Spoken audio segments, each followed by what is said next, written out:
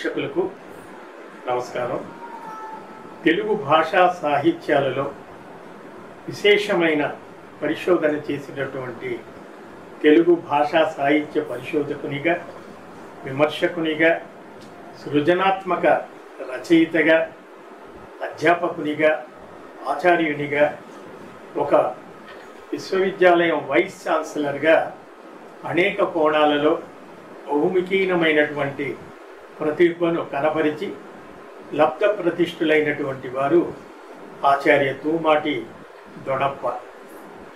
2025 July 1వ తేదీ నుంచి 2026 జూలై 1వ తేదీ వరకు ఆయన శత జయంతి ఉత్సవాలను జరుపుకోవడం జరుగుతోంది. ఆయన అభిమానులు, ఆయన శిష్య ప్రశిష్యులు, ఆయన కుటుంబ సభ్యులు, ఆయన అంతేవాసులు, ఆయన శ్రేయోభిలాషులు అందరూ కూడా కలిసి ఈ ఉత్సవాలను జరుపుకుంటున్నారు. ఈ సందర్భంగా ఆచార్య తూమాటి దొణప్ప గురించిన కొన్ని విశేషాలు. 1926 జూలై 1వ తేదీన తూమాటి దొణప్ప అనంతపురం జిల్లా ఉరవకొండ మండలం రాకట్ల గ్రామంలో జన్మించారు. ఆయన అసలు పేరు దొణ తిమ్మారాయ చౌదరి. దొణ తిమ్మారాయ చౌదరి అనే పేరు క్రమంగా దొణప్పగా స్థిరపడిపోయింది. ఆయన ఇంటి పేరు తూమాటి కాబట్టి తూమాటి దొణప్ప. అనంతర కాలంలో ఆయన ఆచార్యునిగా పనిచేసినందువల్ల ఇవాళ సాహితీ లోకంలో ఆచార్య తూమాటి దొణప్ప అనే పేరుతోనే ఆయన అందరికీ మరి చిరస్మరణీయులు. ఆచార్య తూమాటి దొణప్ప విద్య అంతా కూడా ఉరవకొండ, వజ్రకరూరు ప్రాంతాల్లో ఆయన ప్రాథమిక విద్య, పాఠశాల విద్య కొనసాగింది. ఆ తరువాత ఆంధ్ర విశ్వవిద్యాలయంలో BA హానర్స్ చేశారు. MA తెలుగు భాషా సాహిత్యాలను అధ్యయనం చేశారు. తర్వాత అదే విశ్వవిద్యాలయంలో తెలుగులో వైకృత పద స్వరూప నిరూపణం అనే అంశం తీసుకుని ఆచార్య గంటి జోగి సోమయాజులు గారి పర్యవేక్షకత్వంలో ఆయన పరిశోధన చేసి PhD పట్టా పొంది డాక్టరేట్ అయ్యారు. ఆయన ఔద్యోగిక జీవితాన్ని పరిశీలించినట్లయితే ఆయన ఆంధ్ర విశ్వవిద్యాలయంలో మరి లెక్చరర్గా, రీడర్గా, ప్రొఫెసర్గా పనిచేశారు. అనంతపురం ఆర్ట్స్ కాలేజీలో కూడా కొంతకాలం పనిచేశారు. ఆ తర్వాత ఆంధ్ర విశ్వవిద్యాలయం గుంటూరులో ఆచార్య నాగార్జున విశ్వవిద్యాలయం ఏర్పాటు చేసే తొలి దశలో దొణప్ప గారిని అక్కడ నాగార్జున విశ్వవిద్యాలయానికి పంపించడం జరిగింది. అక్కడ వీరు ఆచార్యుడిగా పనిచేశారు, ప్రిన్సిపాల్గా పనిచేసి రిజిస్ట్రార్గా పనిచేశారు. ఆ తరువాత తెలుగు విశ్వవిద్యాలయంలో వైస్ ఛాన్సలర్గా పనిచేశారు. ఆనాడు 1986లో ఆనాటి ఉమ్మడి ఆంధ్రప్రదేశ్ రాష్ట్ర ముఖ్యమంత్రి ఎన్టీ రామారావు గారు తెలుగు భాషా సాహిత్యాలకు ప్రత్యేకమైనటువంటి ఒక విశ్వవిద్యాలయం కావాలి అని ఆయన విశ్వవిద్యాలయం ఏర్పాటు చేసిన ఆ కాలంలో ఆ విశ్వవిద్యాలయానికి గొప్ప భాషా సాహితీవేత్త, పండితుడు, విద్వత్తు కలిగినటువంటి ఆచార్యుని కోసం వెతుకుతూ భూతద్దం వేసి వెతికి ఆచార్య తూమాటి దొణప్ప గారిని విశ్వవిద్యాలయానికి వైస్ ఛాన్సలర్గా నియమించారు. అంటే దొణప్ప గారి భాషా పరిశోధనలో ఉన్న ఆయన విద్వత్ ఏమిటో మనకు స్పష్టం అవుతుంది.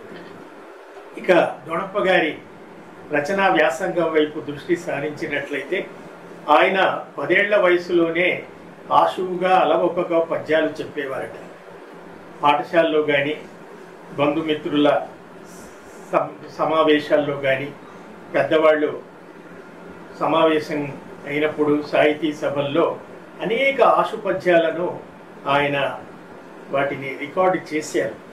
ఇవాళ దొణప్ప గారి అముద్రిత సాహిత్యం దాదాపు 3000 పుటల దాకా ఉంది అని చెప్పుకుంటున్నారు. అపారమైనటువంటి పరిశోధన చేసినటువంటి వారు. తొలి రోజుల్లో ఆయన కథలు రాశారు, నాటకాలు రాశారు, కవిత్వం రాశారు. ఆయన అద్భుతమైన కవిత్వాన్ని, ఆశువుగా చెప్పే కవిత్వాన్ని చూసి ఆనాటి సమకాలీన పండితులందరూ కూడా అవధానం చేయొచ్చు కదా అని ఆయన్ని ప్రోత్సహించారు. కానీ ఆయన అవధానం వైపు కానీ కవితా రచన వైపు కానీ ఎక్కువగా మొగ్గు చూపకుండా పరిశోధన వైపు దృష్టి సారించడం వల్ల ఇవాళ తెలుగు సాహిత్యంలోనూ భాషా వ్యాకరణాల్లోనూ అద్భుతమైనటువంటి పరిశోధనాత్మకమైనటువంటి ప్రామాణిక గ్రంథాలు మనం ఇవాళ చదవగలుగుతున్నాం. ఆయన రచనల్లో గొప్పగా చెప్పుకోదగినవి ఆంధ్ర సంస్థానములు సాహిత్య పోషణ, తెలుగులో హరికథా సర్వస్వము, మరి తెలుగు వైకృత పద స్వరూప నిరూపణము, జానపద కళా సంపద, భాషా చారిత్రక వ్యాసావళి, ఆకాశ భారతి, తెలుగులో కొత్త వెలుగులు, మరి బాలల శబ్దరత్నాకరం అని పిల్లల కోసం ఒక నిఘంటువును కూడా ఆయన తయారు చేశారు. ఇలా అనేకమైనటువంటి పరిశోధనాత్మక గ్రంథాలు రాసినప్పుడు ఆయన రాసినటువంటి హరికథా సర్వస్వానికి ఆంధ్ర విశ్వవిద్యాలయం వారు డీలిట్ ప్రదానం చేశారు. అదేవిధంగా ఆనాటి ఆంధ్రప్రదేశ్ సాహిత్య అకాడమీ వారి అవార్డులు వరుసగా 3 సంవత్సరాలు దోణప్ప గారు అందుకోగలిగారు. ఆయన రాసినటువంటి ఆంధ్ర సంస్థానములు సాహిత్య పోషణ, తెలుగులో హరికథా సర్వస్వము, జానపద కళా సంపద అనే ఈ 3 పరిశోధనా గ్రంథాలకు ఆనాటి ఆంధ్రప్రదేశ్ సాహిత్య అకాడమీ వారికి వరుసగా 3 సంవత్సరాలు అవార్డు ఇచ్చింది. వరుసగా ఒక అకాడమీ నుంచి 3 అవార్డులు పొందినటువంటి ఘనత దొణప్ప గారిది. దొణప్ప గారి రచనల్లో ఉన్న విశేషం ఏమిటి అంటే ఆయన భాష మీద ఎక్కువగా దృష్టి పెట్టారు. వ్యాకరణాన్ని చాలా క్షుణ్ణంగా లోలోతుల్లోకి వెళ్ళి అధ్యయనం చేశారు. ఆయన రచించినటువంటి కొన్ని రచనలను మనం పరిశీలించినట్లయితే ఆయన ఈ ఆంధ్ర సంస్థానములు సాహిత్య పోషణలో ఆంధ్రదేశంలో ఆనాడు ఉన్నటువంటి జమీందారీ వ్యవస్థలు, సంస్థానాల మీద అపారమైన పరిశోధన చేసి కేవలం ఆ సంస్థానం యొక్క చరిత్ర, ఆ రాజుల చరిత్రనే కాకుండా ఆ రాజవంశాల చరిత్రలను కూడా ఆయన మరి లోలోతుల్లోకి వెళ్ళి పరిశోధన చేయటం వల్ల దానివల్ల మనకు తెలియవచ్చింది ఏమిటంటే ఆనాటి రాజవంశాలు, రాజరిక వ్యవస్థ, ఆనాటి సాంఘిక సామాజిక వ్యవస్థతో పాటు ఆనాటి భాష శైలులు కూడా మనకు తెలిసి వస్తాయి. అలాగే ఆయన రాసినటువంటి రచనల్లో హరికథా సర్వస్వం కేవలం మనం తెలుగునాటనే హరికథ ప్రక్రియ ఉంది అని అనుకుంటాం. కానీ ఆయన హరికథా సర్వస్వంలో కన్నడ దేశంలో కర్ణాటక ప్రాంతంలో ఉన్నటువంటి హరికథల యొక్క పుట్టు పూర్వోత్తరాలు, అవి ఏ విధంగా మన తెలుగునాట ప్రభావితం చేశాయని ఆ విధంగా ఒక అంశాన్ని తీసుకున్నప్పుడు దాని పూర్వాపరాలను పరిశీలించి వాటి గురించిన సమాచారం ఇవ్వటం కూడా ఆయన పరిశోధనలో ఉన్నటువంటి ఒక గొప్ప ప్రత్యేకత. అలాగే పోతన ఆంధ్ర మహాభాగవతం తరువాతి కవుల మీద ఏ విధంగా ప్రభావితం చేసింది అని ఆయన ఉదాహరణ సహితంగా ఇప్పుడు ఎవ్వనిచే జనించు జగమవ్వని లోపల నుండు, తర్వాత అలాగే లావొక్కింతయు లేదు, ఇలాంటి పోతన ప్రాచుర్యంలో ఉన్నటువంటి పద్యాలు ఏవైతే ఉన్నాయో ఇవి అనంతర కవుల్ని ఎలా ప్రభావితం చేసింది అని ఆయన ఉదాహరణలతో సహా నిరూపించారు. వసు చరిత్రకారుడు రామరాజభూషణుడి వసు చరిత్రలో కూడా ఒక పద్యాన్ని చూపుతూ ఇది పోతన శైలిని పోలినది, పోతన ప్రభావం చేత రాయబడినది అని ఇట్లా ఆయన ఒక తులనాత్మక పరిశీలన చేసేటువంటి ఒక గొప్ప పరిశోధకుడు ఆచార్య దొణప్ప. తర్వాత ఆయన భాషా విషయంగా అనేకమైనటువంటి పట్టింపులు ఉన్నాయి. ఆయన బాగా వ్యాకరణం తెలిసినవాడు కాబట్టి ఎక్కడ కూడా అపశబ్దాలు, అపభ్రంశ రూపాలు, అసాధు రూపాలు ఉంటే ఆయన అంగీకరించేవారు కాదు. ఆయన భాషా శైలి కూడా చాలా విలక్షణంగా ఉంటుంది. ఉదాహరణకి ఇప్పుడు మనం సాధారణంగా ఆధ్వర్యం అంటాం, పలానా వారి ఆధ్వర్యంలో. ఆధ్వర్యం అనేది తప్పు, ఆధ్వర్యవం అనాలి అంటారు. అలాగే మనం స్వాగతం సుస్వాగతం అంటాం, సుస్వాగతం అనకూడదు. అది అశుభ కార్యంలో వాడేటువంటి పదం. కాబట్టి మీరు అంతగా తూగు కోసం కావాలి అంటే స్వాగతం, శుభ స్వాగతం అనండి అని ఆయన సరిదిద్దుతారు. ఆ తర్వాత ఎక్కువగా మనం నాగరికత అంటాం, నాగరికత, అలాగే చారిత్రక అంటాం, చారిత్రిక, అలాగే సమిష్టి అంటాం, అది సమష్టి. ఇట్లా ఆయన భాషను మరి సాధు రూపాలు ఏవి, ఇవాళ అపభ్రంశ రూపాలు ఏవి అని బాగా పరిశీలిస్తారు. అలాగే ఇవాళ మనం దేవాదాయ ధర్మాదాయ అని మనం పత్రికల్లో వాడుతున్నాం, అది తప్పు. దేవదాయ ధర్మదాయ అనాలంటారు. తర్వాత మనం మామూలుగా తీర్చిదిద్దు అనే మాట వాడుతూ ఉంటాం, ఆయన దిద్ది తీర్చి అంటారు. తర్వాత ఆయన ఎక్కువగా వాడేటువంటి మాట ఇబ్బడి ముబ్బడి, అప్పటప్పట అంటారు. మనం అచ్చటచ్చట అక్కడక్కడ అని వాడతాం కదా, ఆయన అప్పటప్పట అంటారు. ఇలా ఆయన భాషా శైలి ఒక కొత్తదనాన్ని, ఒక తెలుగు నుడికారాన్ని, తెలుగు పలుకుబళ్లను చాలా అద్భుతంగా ఆయన రచనల్లో మనకు కనిపిస్తూ ఉంటాయి. ఇవన్నీ కూడా తరువాతి తరాలకి ఎంతో మార్గదర్శకంగా ఉంటాయి. ఆయన ఆచార్యులుగా పనిచేసినటువంటి కాలంలో దాదాపు 60 మందికి, ఆయన 60 మంది పరిశోధకులకు, అటు ఎంఫిల్ డిగ్రీ అనండి, ఇటు పిహెచ్డి డిగ్రీ అనండి, 60 మంది పరిశోధకులకు ఆయన గైడ్గా వ్యవహరించారు.